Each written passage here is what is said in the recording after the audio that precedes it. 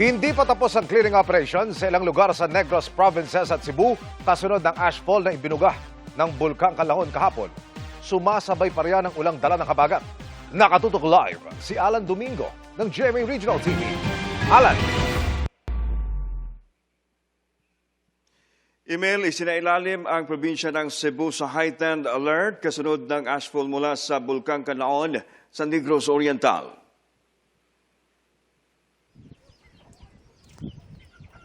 Kasunod ng pagputok ng Bulkang Canlaon kahapon.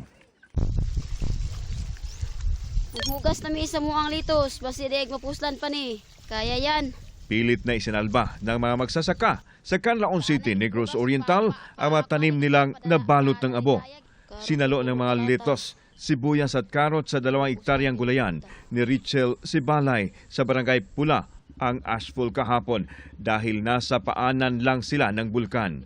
Ayon kay Richel, inutang pa nila ang mahigit 100,000 pisong puhunan sa pagtatanim at pag-aalaga ng gulay. Kaya mo gihugasan nga lito sir, dili ginapuslan na. Dili na naguro mahal sir, kini ana man ako ang bana nga ang gihugasan ng mga litos lata gid siya. Ang sibuyas siguro sir, murag panikamuta na muugma ug okay ra ba ang dahon harbiso na muugma. Adlaw-adlaw na mag-harvest. Patuloy ang assessment ng Canlaon City LGU sa kabuuang pinsala ng ashfall sa agrikultura. Sa bayan ng Moises Padilla, nagmistulang putik ang ilog na ito dahil umulan matapos ang ashfall. Expected din ang lahar sa subong sunda naman kagapon. No? So, expected din nga may mga lahar nga maabot kung may mga heavy rainfall nga matabo. Sa San Carlos City, Negros Occidental, tuloy-tuloy ang ginagawang clearing operation sa mga kalsada.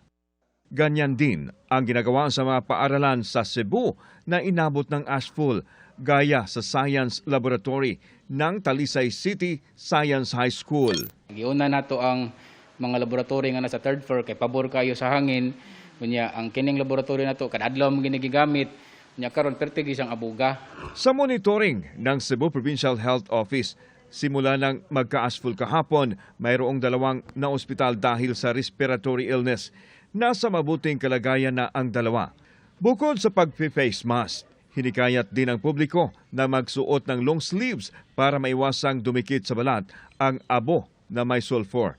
Inirekomenda rin ang pagsusuot ng eye protection. Respiratory good siya, kay ma-inhale man siya, fine particles man siya, so ma-inhale.